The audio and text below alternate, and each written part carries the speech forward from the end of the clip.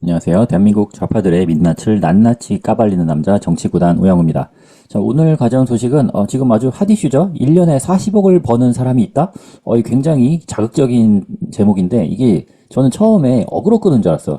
그 민주당에서도 재산 신고를 제대로 하지 않아서 부동산 내역을 일부러 누락시켰던 후보가 지금 세종에서 탈락하는 그런 상황이 발생을 했는데 처음에는 이 40억 이야기를 듣고 그거랑 비슷한 내용인 줄 알았어요. 재산 신고를 누락했다가 다시 재산을 제대로 신고하는 과정에서 좀 크게 늘었다 뭐 이런 내용인 줄 알았는데 그게 아니야.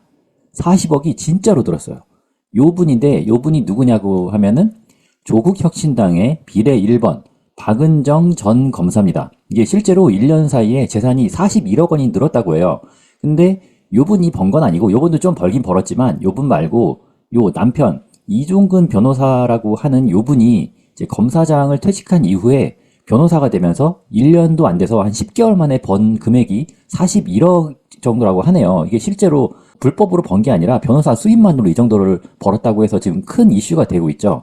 근데 이 박은정이라는 사람이 대체 누구길래 조국혁신당에서 비례 1번을 받았느냐? 이 박은정은 친문검사였어요. 친문검사.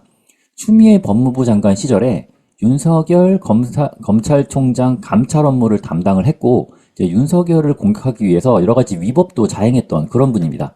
감찰이 방해하고 그리고 기록 날짜도 고쳐라라고 뭐 감찰에 있는 통화 기록을 좀 고치기도 하고 그리고 성남FC 수사 그 이재명 대표에게 유리한 무마 의혹도 있었기 때문에 뭐 공수처에 고발도 당하기도 했죠. 이 공수처는 좌파들이 설치하자고 해서 설치한 거잖아요. 공수처는. 근데 그런 공수처에도 고발을 당했던 게 바로 박은정 검사입니다.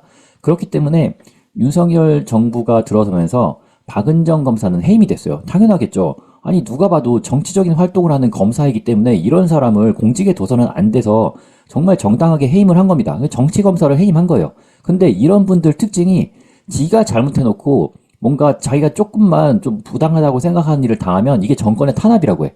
지가 했던 짓은 전혀 생각하지 않고 일단 내가 잘렸으니까 이거는 나에 대한 탄압이다라고 입을 터는 거예요.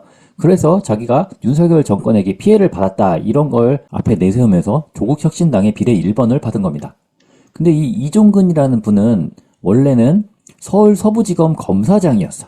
검사장이었는데 작년에 법률사무소 계단이라는 곳을 뭐 차렸는지 아니면 뭐 대표 변호사로 영입이 된 건지 모르겠지만 여기에 들어오면서 금융경제범죄 형사사건 전문 변호사라고 뭐 다단계, 유사수신, 가상화폐, 코인사기, 금융사건 및 형사사건에서 억울함이 없도록 끝까지 최선을 다하겠다라고 이렇게 광고를 하기 시작을 하셨어요. 그러니까 이런 좀 금융범죄 쪽에 뭐 블랙벨트라고 하나요? 뭐 그런 경력이 굉장히 많은 분으로 좀 홍보를 하고 있더라고요. 그런데 이거를 한 방에 22억짜리를 수임했다라는 게 좀 이해가 안 가서 찾아보니까 휴스템 코리아라고 하는 요 업체에서 22억을 받았다고 해요. 이 휴스템 코리아는 뭐 농수축산물 플랫폼이라고 하는데 제가 뭐 정확하게 찾아본 건 아니고 좀 퀵으로 한번 찾아보니까 이렇게 시더스 아카데미라는 걸 운영하면서 가입자들을 모집을 하더라고요. 그러니까 휴스템 코리아가 운영하는 이 시더스 아카데미에서 가입자 그러니까 요 다단계 투자자들을 모집을 하고 그리고 시더스몰이라는 걸 통해서 요 농수산 축산물 플랫폼을 운영을 하는 것 같아. 근데 한번 찾아보니까 예를 들어서 내가 만약에 1,300만 원을 투자금으로 투자를 한다고 치자고요. 그러면은 출금 가능 캐시가 39만 원어치가 생긴대. 그 일주일에 이만큼이 생기는 거야.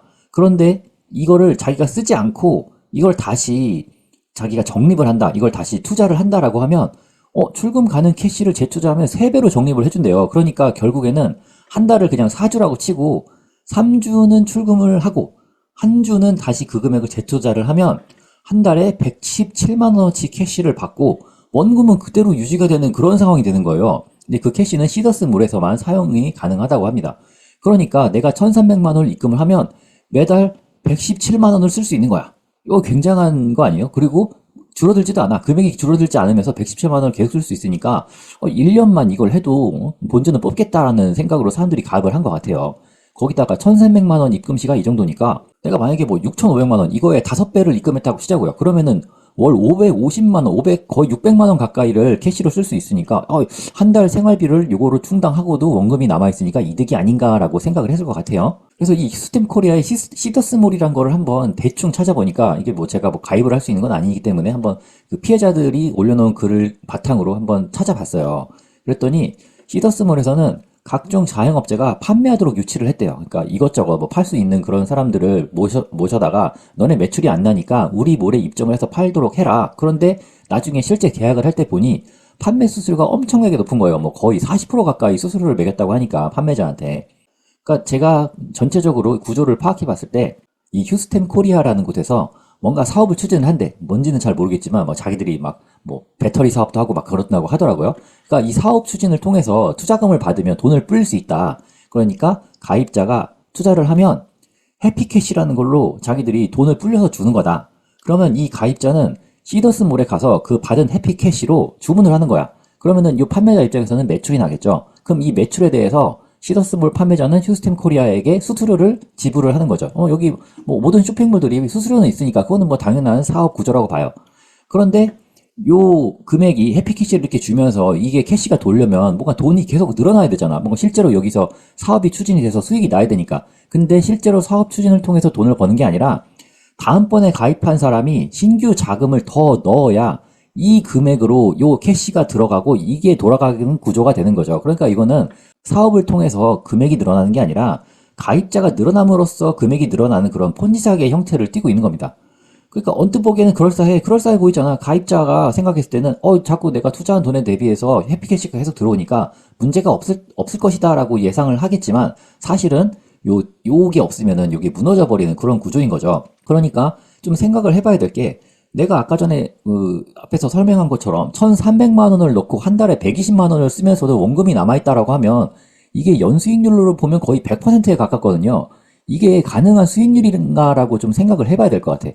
현대사회에서는 10% 이상 수익을 보장해주면 그거는 사기라고 보셔야 돼요. 이거 뭐 다른 여러 다단계 업체나 이런 뭐 폰지 사기 업체들이 굉장히 많을 건데 만약에 누군가 나한테 10% 넘는 연수익률을 올릴 수 있게 해준다면 그거는 사기꾼이니까 그냥 무시하도록 하세요. 그리고 앞에서 설명한 것처럼 여기서 설명한 것처럼 투자금 출금도 어렵다. 내가 투자해놓고 뭔가 좀 깨름직해서 돈을 좀 찾고 싶어. 그럼 돈을 달라고 해도 찾기가 어렵기 때문에 이거는 폰지 사기라고 보는 게 맞을 겁니다. 아무튼 이런 휴스템 코리아는 지금 현재 회장이 구속돼 있는 상태고 회원들이 탈퇴를 하려고 막 여기저기 글들이 많이 올라와 있어요. 뭐 휴스템 코리아로 인한 손실, 뭐 휴스템 코리아 탈퇴 후기 이런 거 그냥 검색만 해봐도 2024년, 23년 뭐 이렇게 굉장히 긴 기간 동안 이게 문제가 되고 있다는 거죠. 근데 이거를 22억을 받고 변호한다는 게 바로 박은정 후보의 남편 이종근 변호사입니다. 그러니까 이 사람은 내가 사기꾼을 잘 아는 검사장 출신으로서 제가 지켜드리겠습니다 하고 22억을 받은 거죠. 근데 문제는 이 22억이 어디서 난 돈이겠느냐. 결국에는 피해자의 주머니에서 나온 돈이 요 이종근 변호사한테 가는 거니까 이게 법적으로는 문제가 없다 손 치더라도 윤리적으로는 좀 문제가 있다고 볼 수 있겠죠. 그러니까 법적인 문제가 있을까라고 했을 때 조국이 봤을 때는 이거는 정관예우가 아니다라고 지금 이야기를 하고 있어요. 이건 혜택받은 거가 아니다라고 보고 있어요. 일단 조국도 이거는 정관예우가 아니다라고 아주 기를 쓰고 쉴드를 치고 있는데 박은정 후보도 이게 만약에 우리 남편이 진짜 정관예우였다면은 160억은 벌었어야 한다. 그러니까 자기가 봤을 때는 남편이 지난해 1년 정도 동안 160건의 수임을 받았는데 내가 알기로는 전관예우라면은 건당 1억씩은 받는다. 그러니까 160건 수임을 했으니까 160억을 벌었어야 되는데 40억밖에 못 벌었으니까 이거는 전관예우로 갈 수 없겠다라고 해명을 하고 있는데 이거 좀 받아들일 수 있나요? 이게 일반적인 시선에서 이게 받아들일 수 있나? 이게 일반적인 변호사라면 전관예우가 일단 도덕적인 문제는 있는데 법적으로는 사실 어쩔 수가 없어. 아니 이렇게 계약서상에 내가 22억 주고 이 사람 써가지고 변호를 받겠다라고 이렇게 정당한 계약서가 있다면 문제는 없지. 근데 이게 박은정이라는 사람이 그냥 일반인이라면 아무 문제가 없다고 봐요, 저도. 그런데 이 사람은 지금 국회의원을 하겠다고 나온 특히나 1번 비례대표를 받은 사람이기 때문에 이 정의를 외치는 정치인으로서 굉장히 큰 문제라고 생각합니다. 진짜 한 대 때려주고 싶을 정도로 너무 뻔뻔한 것 같아. 게다가 지금 조국이 예전에 뭐라고 했는지 한번 들어보죠. 그 나라 언론에서 보게 되면 전관 예우 이런 말 많이 돌지 않습니까? 사실은 그 정관 예우가 아니라 정확한 얘기는 정관 범죄고 정관 비리거든요. 그게 예우라는 게 말이 안 되는 얘기입니다. 그래서 그 검찰이든 법안이든 고위직 정관을 수임을 하게 되면 비용이 엄청납니다. 그 비용은 액수 자체가 상상할 수 없을 정도로 높은데 하게 되면 기소 여부가 검찰에서는 기소 여부가 또는 적용 법조 여부가 달라지고 더 가벼워지고 판결도 달라진다는 얘기 아니겠습니까? 그리고 실제 보면 그 액수만 생각해 보시면 과거 노무현 대통령 수사했던 그 모 검사 같은 경우에 있어서는 퇴임하고 난 뒤에 1년 만에 거의 100억을 번 걸로 제 기억이 납니다. 액수가 정확히 기억이 안 나는데 1년에 거의 100억 정도였던 것 같습니다. 이게 잘 통상의 변호사는 꿈도 꾸지 못하는 것이죠. 이런 것들을 해결을 해야 되는데 아직도 과거보다 많이 해결이 됐는데 이게 여전히 액수도 많이 떨어졌다고 저는 듣고 있는데요. 근데 여전히 남아있다는 게 문제다. 근데 이 그러니까 이번에도 결국에 조국은 지금 조로남불을 하고 있는 거예요. 우리 조 선생님께서는 전관예우로서 상상할 수 없는 큰 돈을 번 것은 매우 문제고, 그리고 수임계를 쓰고도 전관예우를 받는다라고 직접 자기 입으로 말씀을 하셨어요. 그런데 이 국새끼는 수임계를 쓰면 다 전관예우가 아니래. 전관예우를 부인한 조국은 뭐라고 이게 변명을 했냐면, 수임계를 썼기 때문에 이거는 전관예우라고 볼 수 없다. 근데 이 수임계를 안 쓰면 그냥 변호사법 위반이야, 이 국새끼야. 아니, 이게 아무리 사신 오페스 법무부 장관이라고 해도 기본적인 거는 알아야 될 거 아니야. 뭐 기본도 모르는 놈이 지금 뭐 법을 수호하니 정의를 수호하니 이런 개소리를 짓거리는데, 좀 되는 얘기를 좀 짓거리자고요. 그러니까 이번에도 결국에는 어떤 조국의 말을 믿어야 되냐, 이 조만내장경의 집필자 조 선생님을 믿어야 되느냐, 아니면은 항상 뒤에서 호박씩 가는 국새끼 말을 믿어야 되느냐, 이건 잘 모르겠어요. 그런데 누가 봐도 뻔한 거 아닌가요? 인격이 두 개인 듯한 조국 중에서 그래도 SNS상에서 좋은 글을 남기는 조국을 믿는 게 좋지 않을까라는 생각을 합니다. 자, 오늘 여기까지 하고 다음 시간에 또 다른 소식으로 찾아뵙도록 하겠습니다. 감사합니다.